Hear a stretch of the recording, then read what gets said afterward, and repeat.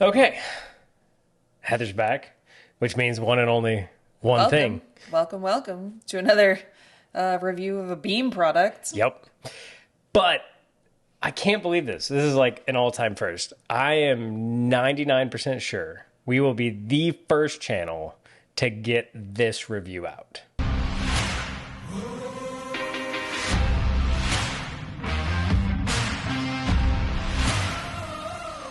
The flip side of that is I know pretty much nothing about this bottle.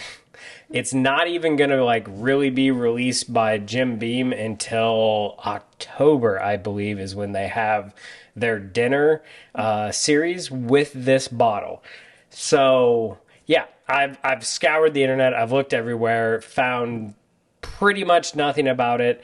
All I know is we got it in the Barrel and Boxed subscription service that we're part of.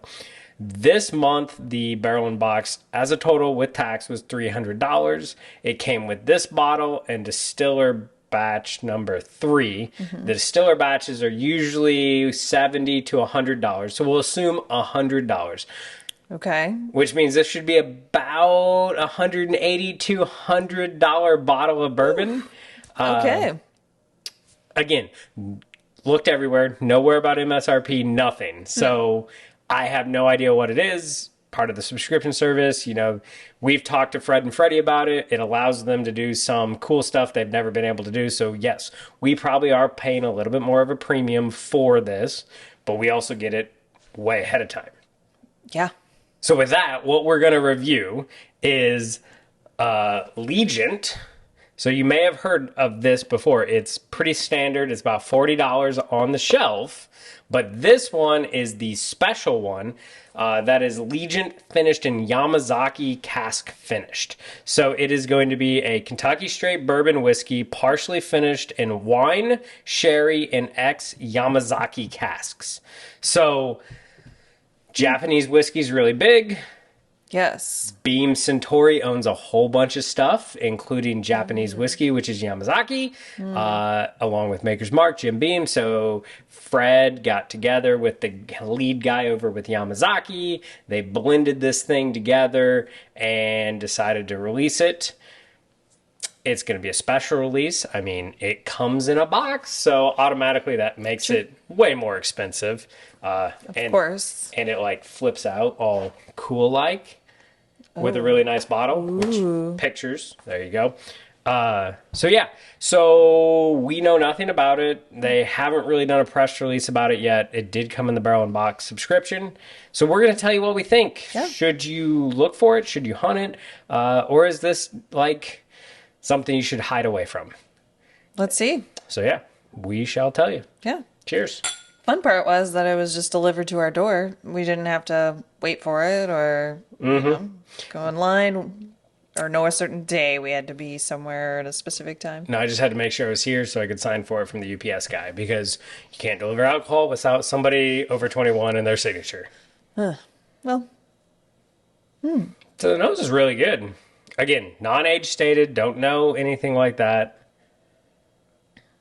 yeah. Again, really light. I'm getting, I don't know, maybe like a white wine note on it. Yeah, I was going with like definitely grapey notes there. Some, like I almost want to say maybe a little cherry, but definitely getting that sherry notes too.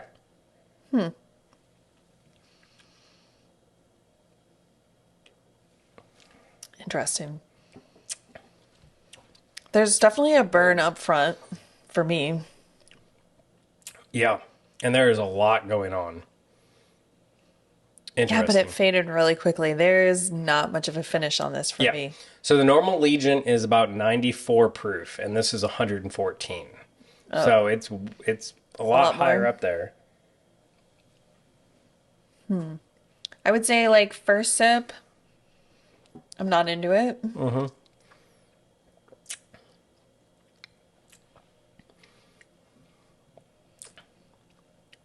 Yeah, there's some kind of strong burn going on there. There is. I'm not a fan of.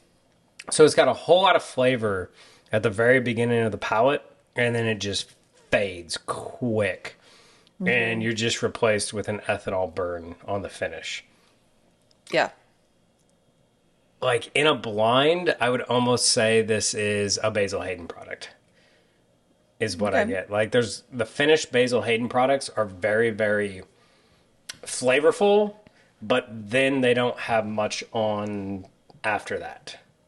And this is kind of what I get. It definitely does not drink 114 proof. It drinks very much like 100 proof. Something. Oh, you say lower? Yeah. I would say it's higher for me. There's definitely an ethanol burn that stays in my mouth and throat. But I will say, like, I am not a fan of anything that has sherry finish or anything. I have come to know that about my palate. Yeah. Anything involving sherry, I just know I don't really like. And the same thing is going on here with this for me. There's just some of those, like, I don't know, like vinegar notes. Yes. That I get that I just am not into. Yeah, the wine definitely comes in on the nose, and then it goes in the beginning of the palate. You get a little bit of wine notes. It very quickly goes to the sherry vinegar notes. And then from the palate to the finish, it transitions to a light, like Japanese whiskey flavor, almost like a scotch, and then just disappears quickly. Like, again, there is no finish whatsoever, nothing lingering at all. I'm not feeling this. This seems to me like they're trying to lean into the Japanese whiskey hype. Is all I'm getting from this. Like the fact that it was put in a box, put at a higher price tag. They put the Yamazaki, name on there, but there is nothing like tasting this that is impressing me. No, there's nothing that stands out. I think you just get the regular Legent is what it comes down to. Yeah. And try it on a bar, and if you like it, maybe go after it. Again, we have no idea what MSRP is because they really haven't announced it. But I would say if it's anything over $80, I probably would not be going after it. No. So I am getting some oak notes in there are a little bit more pronounced now. So a little bit of drying effect, like, oak. Maybe some hints of cocoa in there too, but it just fades so fast. I'm not too interested in this. This isn't super interesting to me. no. Well, I hate to poo-poo on a product, but there you go. If there's anyone else that maybe prefers some of these things we've been talking about, any of these flavor profiler notes, let us know. But Yeah. it's not doing it for me. No, it's nothing super exciting on the flavor or anything like that makes me just want to go after it, that makes it special, which is what I'm looking for limited releases.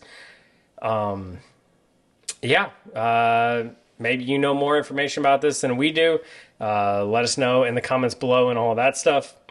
But yeah, I mean, maybe they're waiting to see how it's recepted by the subscription people before they put it out on the market. Could be, yeah. And to be fair, it is a fresh pop. We just cracked it about 10 minutes ago. Before that, I did let it sit for a little while. So maybe That's we'll true. go back. It could open up. And it'll open up and be different. But at $200, I think I'm just going to buy another Frankfurt and be happy. But again, we know our flavor profiles. Right. This reminds me of what's the one, was it Islay Scotch that has some of these same notes, I think. So if people are into some of these things, I could see why they might really like it. Yeah, if you're a big Scotch or Japanese whiskey drinker, if you look at it that way, maybe it's trying to bring Scotch and Japanese whiskey drinkers into the bourbon market, opposed to bourbon drinkers going into their market. Maybe. I was just expecting a little bit more, but Okay. I think that's where we are. Yeah. So, yeah, let us know in the comments below what you know, what you think. I think it's good, but not anywhere near the price tag good. So, it's definitely kind of a try at a bar, but skip for me. Yeah. I would agree with that. All right. Sounds good. Cheers, and we'll see you next time. Cheers.